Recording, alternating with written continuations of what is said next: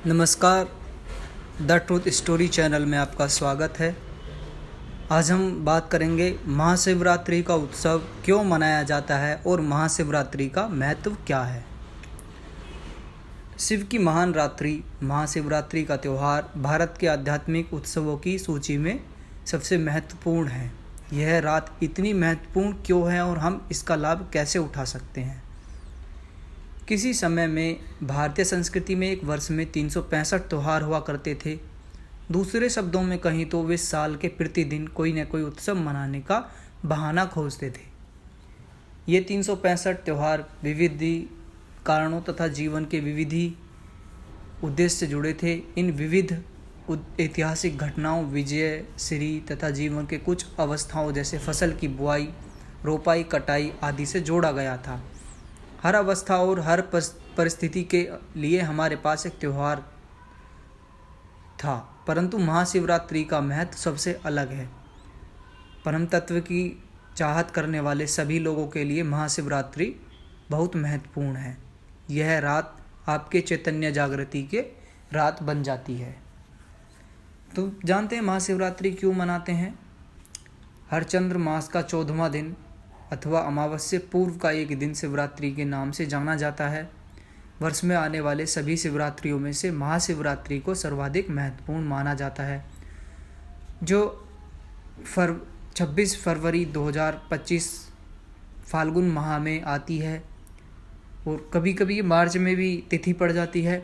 इस रात ग्रह की उत्तरी गोलार्ध इस प्रकार अवस्थित होती है कि मनुष्य भीतर ऊर्जा का प्राकृतिक रूप से ऊपर की ओर जाती है। यह एक ऐसा दिन है जब प्रकृति मनुष्य को उसके आध्यात्मिक शिखर तक जाने में मदद करती है।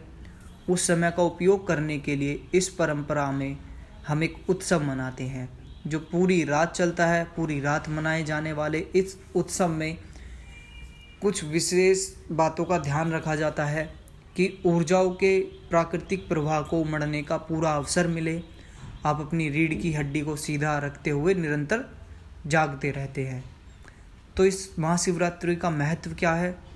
महाशिवरात्रि आध्यात्मिक पथ पर चलने वाले साधकों के लिए बहुत महत्व रखती है। यह उनके लिए बहुत महत्वपूर्ण है जो पारिवारिक परिस्थितियों में है और संसार की महत्वाकांक्षाओं में मग्न है। पारिवारिक परिस्थितियों में मग्न लोग महाशिवरात्रि को शिव के विवाह के उत्सव की तरह मनाते हैं। सांसारिक महत्वाकांक्षाओं में मग्न लोग महाशिवरात्रि को शिव के द्वारा अपने शत्रुओं पर विजय पाने के दिवस के रूप में मनाते हैं, परंतु साधकों के लिए यह वह दिन है जिस दिन वे कैलाश पर्वत के साथ एकात्म हो गए थे। वे एक पर्वत की भांति स्थिर व निश्चल हो गए थे। यौगिक परंपरा में शिव को किसी देवता की तरह नहीं पूजा जाता, उन्हें आदि गुरु माना जाता है। पहले गुरु जिनसे ज्ञान उपजा। ध्यान की अनेक सहस्त्राब्दियों के पश्चात एक दिन वे पूर्ण रूप से स्थिर हो गए। वही दिन महाशिवरात्रि का था। उनके भीतर की सारी गतिविधियां शांत हुईं और वे पूरी तरह से स्थिर हुए। इसलिए साधक महाशिवरात्रि को स्थिरता की रात्रि के रूप में मनाते हैं। तो महाशिवरात्रि आध्यात्मिक महत्व क्या है, इसके पीछे की कथाओं को छोड़ दें तो यौगिक परंपराओं में इस दिन का विशेष महत्व इसलिए भी है क्योंकि इसमें आध्यात्मिक साधक के लिए बहुत ही संभावनाएं मौजूद होती हैं। आधुनिक विज्ञान अनेक चरणों से होते हुए आज उस बिंदु पर आ गया है जहां उन्होंने आपको प्रमाण दे दिया है कि आप जिसे भी जीवन के रूप में जानते हैं, पदार्थ और अस्तित्व के रूप में जानते हैं, जिसे आप ब्रह्मांड और तारामंडल के रूप में जानते हैं, वह सब एक ऊर्जा है जो स्वयं को लाखों करोड़ों रूपों में प्रकट करती है। यह वैज्ञानिक तथा प्रत्येक योगी के लिए एक अनुभव से उपजा सत्य है। योगी शब्द से तात्पर्य उस व्यक्ति से है जिसने अस्तित्व की एकतात्मकता को जान लिया है। जब मैं कहता हूँ कि योग, तो मैं किसी विशेष अभ्यास या तंत्र की बात नहीं कर रहा। इस असीम अस्तित्व में एकात्म भाव को जानने की सारी चाह योग है। महाशिवरात्रि की रात व्यक्ति को उस अनुभव पाने का अवसर देती है। तो शिवरात्रि महीने का सबसे ज़्यादा अंधेरे से भरा दिन। तो शिवरात्रि माह का सबसे अंधकारपूर्ण दिवस होता है। प्रत्येक महाशिवरात्रि का उत्सव तथा महाशिवरात्रि का उत्सव मनाया जा लगता है। हम अंधकार का उत्सव मना रहे हैं। कोई तर्कशील मन अंधकार को नकारते हुए प्रकाश को सहज भाव से चुनना पड़ेगा। परंतु शिव का शाब्दिक अर्थ ही यही है जो नहीं है। जो है वह अस्तित्व और सृजन है। जो नहीं है वह शिव है। जो नहीं है उसका अर्थ है अगर आप अपनी आंखें खोलकर आसपास देखें और उसके पास सूक्ष्म दृष्टि है तो आप बहुत सारी रचना देख सकेंगे।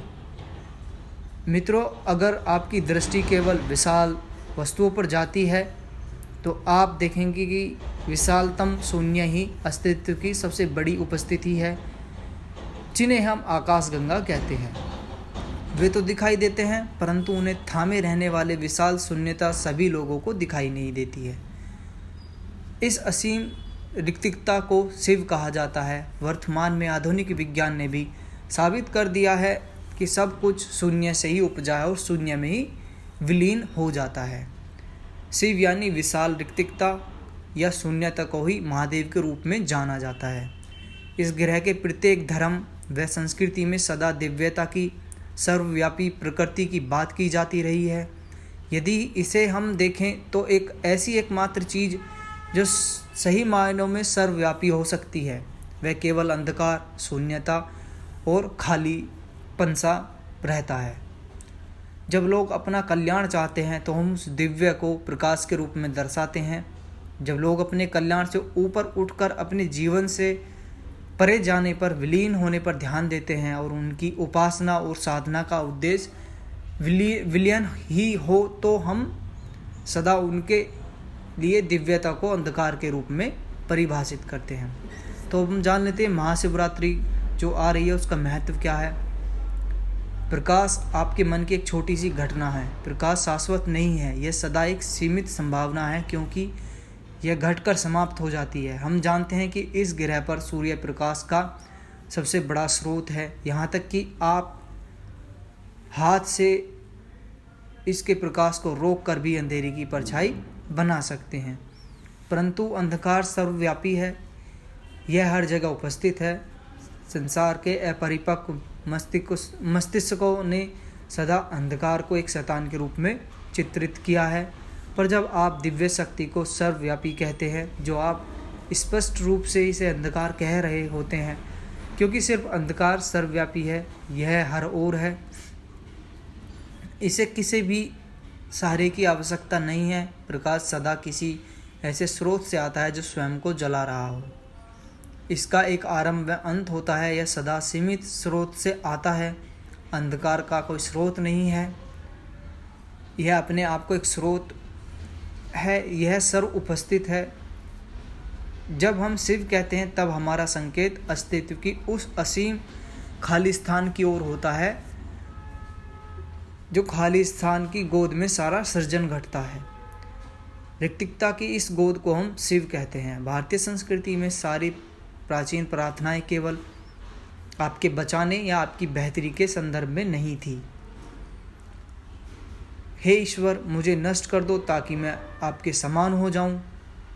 तो जब हम शिवरात्रि कहते हैं, जो कि माह का सबसे अंधकारपूर्ण दिन है, तो यह एक ऐसा अवसर होता है कि व्यक्ति अपने सीमितता को विसर्जित करके सृजन के उसी असीम स्रोत का अनुभव करे जो व्यक्ति मनुष्य में बीज रूप में उपस्थित है।